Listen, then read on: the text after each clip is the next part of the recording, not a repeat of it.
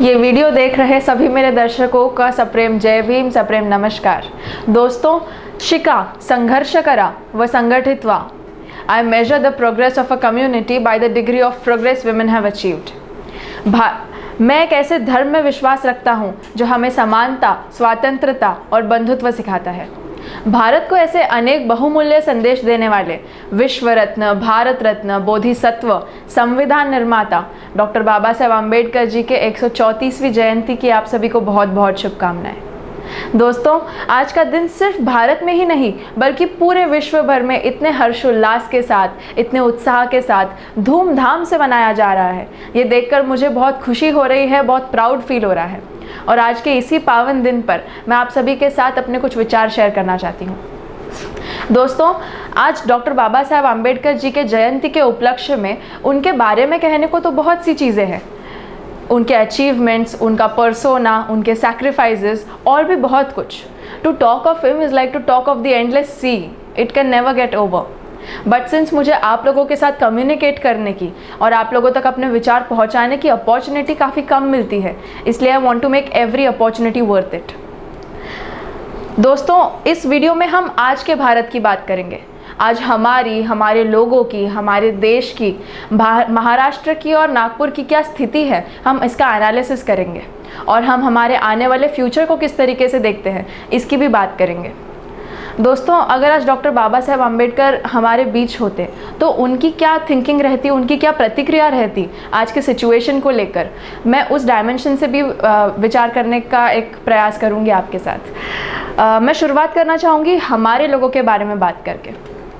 सबसे पहले तो मुझे बहुत खुशी है कि आज हमारे लोग इतने उच्च शिक्षित हैं और शिक्षा के क्षेत्र में इतने आगे हैं, और अपने इसी शिक्षा और अपने इसी मेहनत के बल पर आज देश विदेश में अलग अलग पोजीशंस में उन्होंने जॉब सिक्योर की है।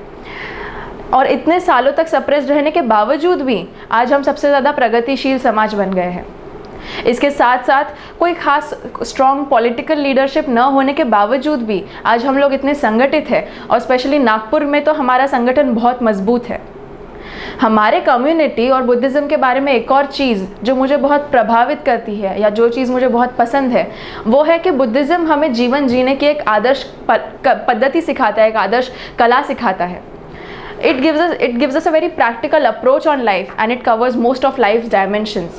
It teaches us about grief, it teaches us about kindness, about brotherhood, humanity, and keeps us away from any kind of blind faith. दोस्तों, लेकिन फिर भी हमारे आने वाले फ्यूचर को ध्यान में रखते हुए हमें उसके लिए कुछ तैयारियां करनी ज़रूरी है, हमें उसके लिए कुछ इम्प्रूवमेंट्स लाने ज़रूरी है। इनमें से एक है बिजनेस। मेरे विचार से जितनी प्रोग्रेस हमने शिक्षा, जॉब्स और भी अन्य क्षेत्रों में की है, फिर भी बिजनेस में हमने जहाँ तक पहुँचना चाहिए था वहाँ से हम थोड़ा पीछे चल रहे हैं। नो डाउट इसके भी कुछ रीजंस हैं, लेकिन फिर भी हमारे सोसाइटी को इकोनॉमिकली स्ट्रांग बनाने के लिए और फाइनेंशियली पावरफुल बनाने के लिए हमें बिजनेस के क्षेत्र में विशेष तरीके से ध्यान देने की ज़रूरत है। और हमें हमारी आने वाली पीढ़ी को नौकरी नहीं बल्कि बिजनेस के लिए ट्रेन करने की ज़रूरत है। इसके साथ साथ हमें स्ट्रॉन्ग पॉलिटिकल लीडरशिप बिल्ड करने की ज़रूरत है। राजनीति सीखने और राजनीति समझने की ज़रूरत है, ताकि हम हमारे करोड़ों लोगों के आत्मसम्मान, आत्मविश्वास और विकास के लिए नए दरवाजे खोल सकें और डॉक्टर बाबा साहेब आम्बेडकर जी के पॉलिटिकल लेगेसी को कंटिन्यू करने की कोशिश कर सकें। हमें और पॉलिटिकली अवेयर होने की ज़रूरत है, ताकि हम चंद पार्टियों के कठपुतली बनकर ना रहे, और जो हमारे पूर्वजों ने जो सहा है, जो सैक्रिफाइसेस की है, हम उन्हें एक रिस्पेक्टफुल ट्रिब्यूट दे सकें। एक और संदेश जो मैं अपने युवा बंधुओं को, युवा साथियों को देना चाहती हूँ कि वो पॉलिटिक्स को सीनियर लोगों का अरीना ना समझे, बल्कि देश हित के लिए पॉलिटिक्स में खुद एक्टिवली पार्टिसिपेट करें और सोसाइटी को एक कदम आगे लेकर जाए, क्योंकि देश युवाओं से चलता है। देश का रुख युवा डिसाइड करते हैं।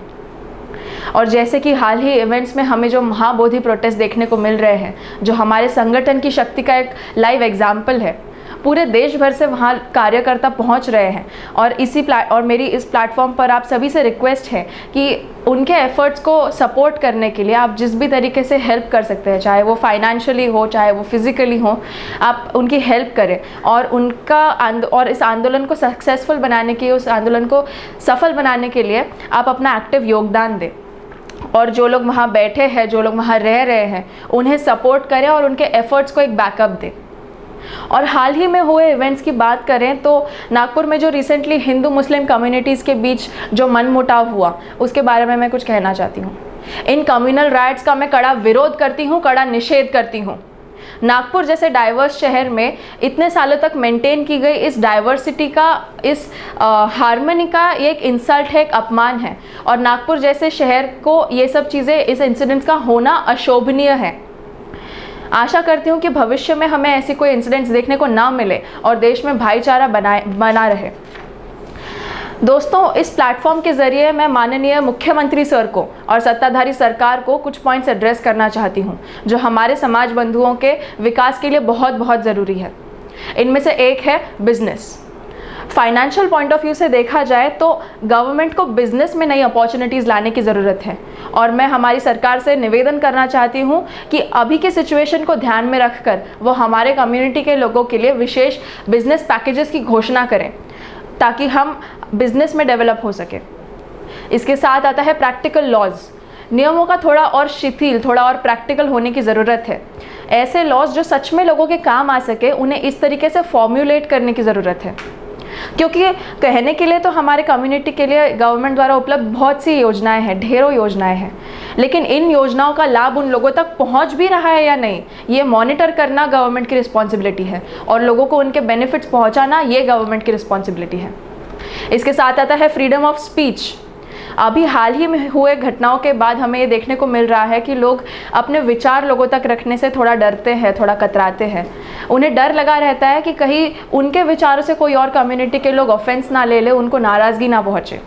लेकिन अभिव्यक्ति डेमोक्रेसी का एक बहुत ही इम्पॉर्टेंट पिलर है और मैं चाहती हूँ कि सभी लोगों को अपने विचार रखने की एक समान संधि मिलनी चाहिए, जिससे कि देश में एक वैचारिक माहौल बन सके। इसके साथ आता है पॉलिटिकल रिप्रेजेंटेशन। हम देखते हैं कि हमारे कम्युनिटी का देश भर में इतना प्रेजेंस होने के बावजूद भी हमारा पॉलिटिकल रिप्रेजेंटेशन काफ़ी कम है एंड इट्स ऑलमोस्ट नेग्लिजिबल। और इसलिए मेरी हमारे गवर्नमेंट से दरख्वास्त है कि एक ऐसा माहौल बनाने की कोशिश करे जिससे हमें प्रोपोर्शनेट पॉलिटिकल रिप्रेजेंटेशन मिल पाए। ऐसे लोगों को बढ़ावा दे जो हमारे कम्युनिटी के हैं और जो केपेबल लोग हैं, उन्हें exposure they so that they can do something for their own community. फिर आता है इक्वालिटी इन कम्युनिटीज़। दोस्तों, देश में भाईचारे को प्रमोट करें, किसी भी कम्युनिटीज़ के बीच कोई भेदभाव ना हो, इसका विशेष ध्यान रखें। देश में शांति का माहौल बनाने का कोशिश करें और डाइवर्सिटी को अप्रिशिएट करें, उसे स्वीकारें और जिनकी मेंटालिटी सिर्फ ऊंच नीच तक सीमित है, ऐसे लोगों को बढ़ावा ना दे और ये इंश्योर कराए कि वर्गीकरण नॉलेज और शिक्षा के आधार पर हो, ना कि जाति धर्म के आधार पर। दोस्तों, अगर आज डॉक्टर बाबा साहब आम्बेडकर हमारे बीच होते तो उनकी आज के सिचुएशन को लेकर क्या प्रतिक्रिया रही रहती, क्या थिंकिंग रही रहती, मैं इस पर अपने कुछ विचार आपके साथ शेयर करना चाहती हूँ। अगर आज डॉक्टर बाबा साहब आम्बेडकर हमारे साथ होते तो वो चाहते कि किसी भी कम्युनिटीज़ के बीच कोई भेदभाव का भाव ना हो, कोई हेट्रेड ना हो, किसी के भी मन में किसी और कम्युनिटी के प्रति रिवेंज एटीट्यूड ना हो। जैसे कि कॉन्स्टिट्यूशन के ड्राफ्टिंग के वक्त हमने देखा कि डॉक्टर बाबा साहब आम्बेडकर जी ने पूरे व्यापक देश के बारे में सोचा, किसी का बुरा नहीं चाहा। उसी प्रकार से हमें भी किसी का बुरा नहीं चाहना है और पूरे देश में भाईचारे की भावना को मेंटेन करना है। इसके साथ हमें अपनी अप्रोच में काफ़ी क्लियर रहना है, अपनी अप्रोच में मैच्योरिटी दिखानी है और इस बात का ध्यान रखना है कि हम किसी भी टॉपिक पर बोलें उसके पहले हमें पूरी स्टडी करके ही कुछ बोलना है, इसका ध्यान रखना है। और थोड़े और एक्टिव रहे अपने ओपिनियंस वॉइस करने में, अपनी आवाज़ उठाने में और अपने विचार लोगों तक पहुंचाने में, और डॉक्टर बाबा साहब आम्बेडकर जी के लेगेसी को कंटिन्यू करने की एक कोशिश करें। उम्मीद है कि आपको ये वीडियो अच्छा लगा होगा, आपको ये वीडियो इन्फॉर्मेटिव लगा होगा और आप मेरी बातों पर गौर करेंगे, इसे पॉजिटिवली लेंगे। मैं अपने विचारों को एक कोट के साथ विराम देना चाहती हूँ। बाधाएं आती हैं आए, घिरे प्रलय की घोर घटाएं, पाँवों के नीचे अंगारे, सिर पर बरसे यदि ज्वालाएं, निज हाथों में हंसते हंसते आग लगा कर जलना होगा, कदम मिलाकर चलना होगा, कदम मिलाकर चलना होगा। ये वीडियो देखने के लिए आप सभी का धन्यवाद। जय भीम, वंदे मातरम।